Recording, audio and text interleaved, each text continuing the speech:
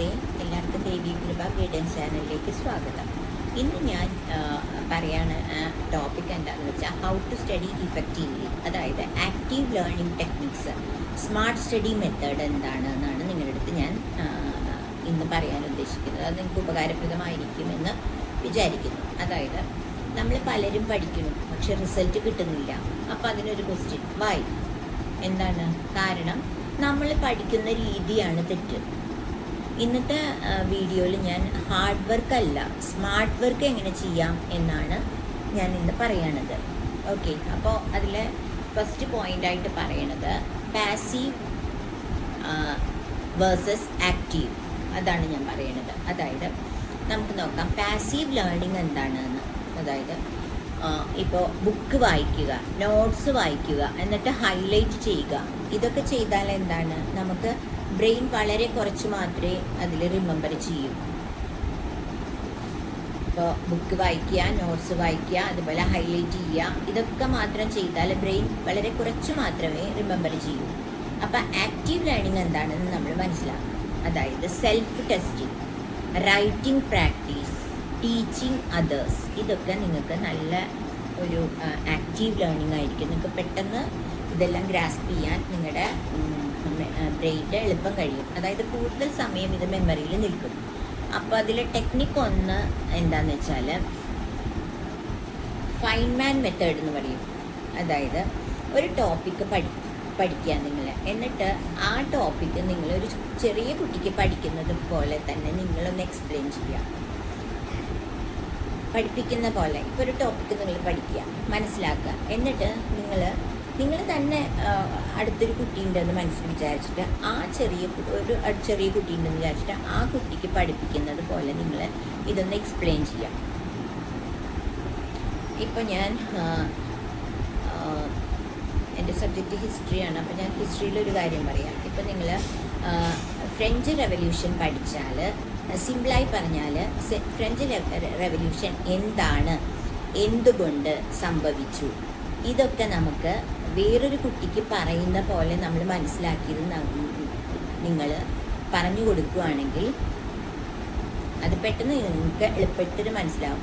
ഇനി എക്സ്പ്ലെയിൻ ചെയ്യാൻ കഴിയുന്നില്ലെങ്കിൽ, നിങ്ങൾ ഫ്രഞ്ച് റെവല്യൂഷൻ വായിച്ചു നിങ്ങൾക്ക് മനസ്സിലായില്ല എന്നുണ്ടെങ്കിൽ, നിങ്ങൾക്കത് ഇങ്ങനെ ഇമാജിനറി ഒരു കുട്ടി മുന്നിലുണ്ടെന്ന് വിചാരിച്ച് പറഞ്ഞു കൊടുക്കാൻ കഴിയില്ലെങ്കിൽ നിങ്ങൾക്ക് ആ ടോപ്പിക്ക് ശരിയായി മനസ്സിലാക്കിയിട്ടില്ല എന്ന് നിങ്ങൾക്ക് തന്നെ മനസ്സിലാക്കാൻ പറ്റും.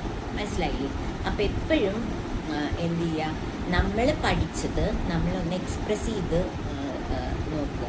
അതായത് പഠിച്ച സബ്ജക്റ്റ് നമ്മുടെ മുമ്പിലൊരു കുട്ടി ഇരിക്കണം. അതാണ് ഞാൻ പറഞ്ഞത്, നിങ്ങളെപ്പോഴും പഠിക്കുമ്പോൾ ഒരു റൂമിൽ ഇരുന്ന് പഠിക്കാൻ നോക്കുക. അപ്പോൾ നമുക്ക് ആരും ഇതുപോലെ ശ്രദ്ധിക്കാനില്ലല്ലോ. നമ്മൾ തന്നെ ഇതൊക്കെ ഒന്ന് റിപ്പീറ്റ് ചെയ്താൽ നമ്മുടെ പഠിത്തം നന്നാവുകയും ചെയ്യും, നമുക്ക് മാർക്ക് സ്കോർ ചെയ്യാൻ പറ്റുകയും ചെയ്യും. അതല്ല പബ്ലിക്കായിട്ടൊക്കെ ഇരുന്ന് മീൻസ് എല്ലാവരും റൂമിൽ എല്ലാവരും ഒക്കെ ഉള്ള സ്ഥലത്താണ് പഠിപ്പിക്കണമെങ്കിൽ നിങ്ങൾക്കിതൊരു ഷെയിമാവും. നിങ്ങളുടെ പഠിച്ച സബ്ജക്റ്റ് നിങ്ങളൊന്ന് എക്സ്പ്രസ് ചെയ്ത് പഠിക്കുകയാണെങ്കിൽ കേട്ടോ. അപ്പോൾ അതുകൊണ്ടാണ് ഞാൻ പറഞ്ഞത്, എപ്പോഴും ഒരു റൂമിൽ പഠിക്കാനായിട്ടൊരു ടേബിളും ഒരു മേശയും എടുത്തിട്ട് ഒരു റൂമിൽ വെച്ച് പഠിക്കുകയാണ് ഏറ്റവും ബെറ്റർ. ഓക്കെ, അപ്പോൾ അത് മനസ്സിലായി കാണുമെന്ന് വിചാരിക്കുന്നു. ഇനി അടുത്തത് എന്താണെന്ന് വെച്ചാൽ നിങ്ങൾ ആക്റ്റീവ് റീകോൾ എന്ന് പറയും. അടുത്തത് ആക്റ്റീവ് റീകോൾ എന്ന് പറഞ്ഞാൽ നിങ്ങൾ പഠിച്ചത് ബുക്ക് അടച്ചു വയ്ക്കുക, എന്നിട്ട് നിങ്ങൾക്ക് ഓർമ്മയിലുള്ളതൊന്ന് എഴുതി നോക്കുക. നിങ്ങൾ പഠിച്ചു കഴിഞ്ഞെങ്കിൽ നിങ്ങൾ ബുക്ക് അടച്ചു വെച്ചിട്ട് നിങ്ങളുടെ ഓർമ്മയിലുള്ളതൊന്ന് എഴുതി നോക്കുക. അതിനാണ് ആക്റ്റീവ് റീകോൾ എന്ന് പറയുക. ഓക്കെ, ഇനി ഒരു ചാപ്റ്റർ നിങ്ങൾ പഠിച്ചു എന്ന് വിചാരിക്കുക, ടെക്സ്റ്റ് നന്നായി വായിച്ച് നിങ്ങൾക്കത് നന്നായി മനസ്സിലാക്കിയെന്നുണ്ടെങ്കിൽ നിങ്ങൾക്ക് ടെക്സ്റ്റിൻ്റെ ബാക്കിലുള്ള ക്വസ്റ്റ്യൻസ് ഇല്ലേ, അത് നോക്കാതെ ആൻസർ എഴുതാം. അതായത് ക്വസ്റ്റ്യൻസ് ടെക്സ്റ്റിൻ്റെ ബാക്കിലുള്ള ക്വസ്റ്റ്യൻസ് ഇല്ലേ, ആ ക്വസ്റ്റ്യൻസ് ടെക്സ്റ്റ് നോക്കാതെ നിങ്ങൾക്ക് ആൻസർ ചെയ്യാൻ പറ്റുമെന്ന് നിങ്ങൾ നോക്കുക. ഇത് നിങ്ങളുടെ മെമ്മറി വളരെ സ്ട്രോങ് ആക്കും. ഒരു ചാപ്റ്റർ നന്നായി പഠിച്ച ശേഷം ടെക്സ്റ്റിൽ ബാക്കിലുള്ള ക്വസ്റ്റ്യൻസ് നിങ്ങളൊന്ന് വായിച്ച് നോക്കിയിട്ട് ടെക്സ്റ്റ് അടച്ചു വെച്ച് നിങ്ങളിതൊന്ന് മെമ്മറൈസ് ചെയ്യുക. അപ്പോൾ അത് നന്നായിട്ട് നിങ്ങൾക്കത് എഴുതാൻ കഴിഞ്ഞാൽ നിങ്ങൾക്ക് അത് മനസ്സിലായി, അത് നിങ്ങളുടെ മെമ്മറി വളരെ സ്ട്രോങ് ആക്കും.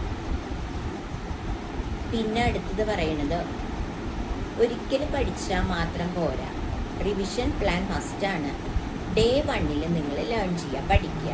ഡേ 2 അതൊന്ന് റിവൈസ് ചെയ്യുക. പിന്നെ ഡേ 5 നിങ്ങളത് റിവൈസ് ചെയ്യുക. ഡേ 10 ഒന്ന് റിവൈസ് ചെയ്യുക. അപ്പോൾ അത് നിങ്ങളുടെ മനസ്സിൽ ഇങ്ങനെ കിടക്കും, നന്നായിട്ട് മറക്കാതെ സൂക്ഷിക്കാൻ കഴിയും.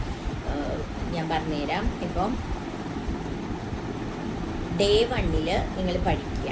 ഡേ 2 എപ്പോഴെങ്കിലും സമയം കിട്ടുമ്പോൾ അതൊന്ന് റിവൈസ് ചെയ്യുക. പിന്നെ ഒരു ഡേ 3 ദിവസം കഴിഞ്ഞിട്ട് ഡേ 5 നിങ്ങൾ അതൊന്ന് റിവൈസ് ചെയ്യുക. പിന്നെ ഒരു 10 ദിവസം കഴിഞ്ഞ് വീണ്ടും അത് റിവൈസ് ചെയ്താൽ നിങ്ങൾക്ക് അത് നന്നായിട്ട് നിങ്ങൾക്ക് അത്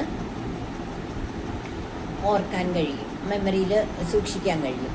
ഇനി അടുത്തത് പറയുന്നത് ഒരു റൈറ്റിംഗ് പ്രാക്ടീസിനെ കുറിച്ചാണ് പറയുന്നത്. ഇപ്പോൾ റൈറ്റിംഗ് പ്രാക്ടീസ് ഇല്ലെങ്കിൽ നിങ്ങൾക്ക് എക്സാമിന് മാർക്ക് കുറയും. എന്താണെന്ന് അറിയുമ്പോൾ ആൻസർ എഴുതുമ്പോൾ പോയിൻറ്റ്സായി ഹെഡിങ് ഉപയോഗിച്ച് വേണം എഴുതാൻ. പോയിൻറ്റ്സ് എഴുതണം, കീ പോയിൻറ്റ്സ് എന്ന് പറയും. അത് എഴുതി കഴിഞ്ഞാൽ നിങ്ങൾക്ക് എളുപ്പം മാർക്ക് കിട്ടും. അതുപോലെ തന്നെ നീറ്റ് പ്രസൻറ്റേഷനും. അപ്പോൾ നിങ്ങൾ കുറച്ച് നിങ്ങൾ പഠിച്ച ശേഷം നിങ്ങൾ പഴയ എക്സാമിൻ്റെ ക്വസ്റ്റ്യൻ പേപ്പേഴ്സൊക്കെ നിങ്ങൾ എപ്പോഴും കളക്ട് ചെയ്യുക. എക്സാമിൻ്റെ ക്വസ്റ്റ്യൻ പേപ്പർ നിങ്ങൾ കളക്ട് ചെയ്ത് നിങ്ങൾ അത് പഠിച്ചൊന്ന് റിവൈസ് ചെയ്താൽ നിങ്ങൾക്ക് ഒരു 95% മാർക്ക് ഉറപ്പാണ്. കാരണം ഈ റിപ്പീറ്റഡ് ക്വസ്റ്റ്യൻസ് തന്നെ പിന്നെയും ചോദിക്കുള്ളൂ. ഒരു 10 വർഷത്തെ കളക്ട് ചെയ്യാൻ പറ്റിയെങ്കിൽ 10 വർഷത്തെ കളക്ട് ചെയ്യാം. ഇപ്പോഴൊക്കെ ബുക്സൊക്കെ ഉണ്ട്. ഇപ്പോൾ 10th പ്ലസ് 2 സ്റ്റുഡൻസിനൊക്കെ ഓസ്വാൾ അങ്ങനെയുള്ള ബുക്സിലൊക്കെ ഈ ഓസ്വാൾ മാത്രമല്ല കേട്ടോ, എൻ്റെ വായിൽ വന്നൊരു പേര് പറഞ്ഞതേ ഉള്ളൂ. ഓസ്വാൾ മാത്രമല്ല, ഒരുപാട് ബുക്സ് ഉണ്ട്. ഗോൾഡൻ അങ്ങനെയുള്ള കുറേ ബുക്സ് ഉണ്ട്.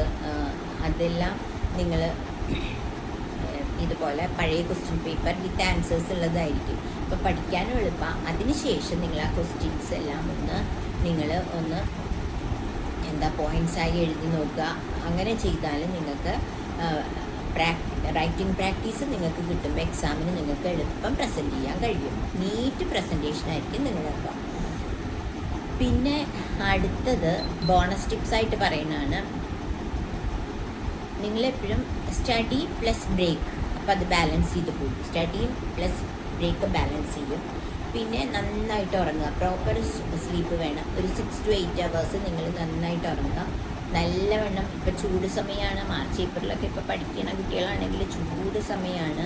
അല്ലെങ്കിലും എപ്പോഴും ഒരു 6-7 ഗ്ലാസ് വെള്ളം കുടിക്കുക.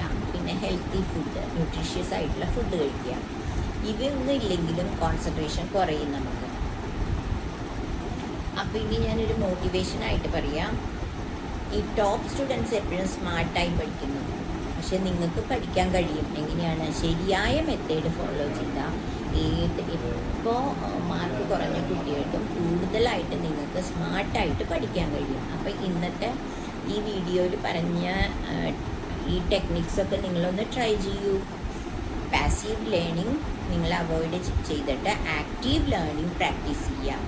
നിങ്ങളുടെ പ്രോഗ്രസ് അപ്പോൾ കാണാം. ഞാൻ ഈ പറഞ്ഞത് ഒരു വളരെ സീരിയസ് ആയിട്ട് എടുത്ത് നിങ്ങൾ സ്മാർട്ടായിട്ട് നിങ്ങൾ പഠിക്കുകയാണെങ്കിൽ നിങ്ങൾക്ക് എളുപ്പത്തിൽ ഒരു A+ എബവ്, A+ എന്ന് പറഞ്ഞാൽ 90 എബവ് അല്ല 95 എബവ് മാർക്ക് നിങ്ങൾക്ക് ഷുവറായിട്ടും ഈസി ആയിട്ട് നിങ്ങൾക്ക് സ്കോർ ചെയ്യാൻ പറ്റും. അപ്പോൾ നിങ്ങളുടെ പ്രോഗ്രസ് എന്നിട്ട് കമൻറ്റ് ചെയ്യാൻ മറക്കരുത്. അപ്പോൾ നിങ്ങൾ ദേവി കൃപ ഗൈഡൻസ് ചാനൽ ഇഷ്ടപ്പെട്ടെങ്കിൽ സബ്സ്ക്രൈബ് ചെയ്യുക, ഷെയർ ചെയ്യുക, ലൈക്ക് ചെയ്യുക. അപ്പോൾ എല്ലാവർക്കും നന്ദി, നമസ്കാരം. അടുത്തൊരു വീഡിയോ ആയിട്ട് വരുന്നത് വരെ എല്ലാവർക്കും നല്ലൊരു ദിവസം ആശംസിക്കുന്നു.